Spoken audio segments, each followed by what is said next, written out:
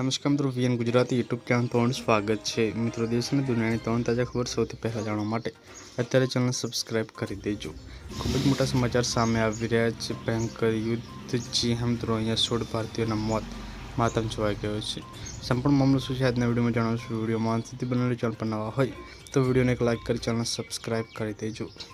Media ઇસ્ટામાં ચાલી રહેલા યુદ્ધ વચ્ચે સરકારે રાજ્યભરમાં મહત્વની જાણકારી આપી છે। વિદેશ રાજ્યમંત્રી કીર્તિવર્ધન સિંહે જણાવ્યું કે આ સંઘર્ષમાં અત્યાર સુધીમાં 10 નાવિકો સહિત 16 ભારતીય નાગરિકોના મોત થયા છે અને અહીંયા 75 ભારતીયો ઘાયલ થયા છે। યુદ્ધ ક્ષેત્રમાં મારા ગયેલા નાવિકોના પરિવારજનોને DGMA વેલફેર સ્કીમ હેઠળ 10 લાખની સહાય અને યુનિયન સાથે જોડાયેલા નાવિક વધારાનું વળતર ચૂકવવામાં આવ્યું છે। તો ખૂબ જ મોટા સમાચાર સામે આવી રહ્યા છે। પલપલને મળતી રહેશે। મળીને વાયતો નવા વિડીયોમાં, ત્યાં સુધી બાય બાય, ધન્યવાદ। જય હિન્દ, જય ભારત।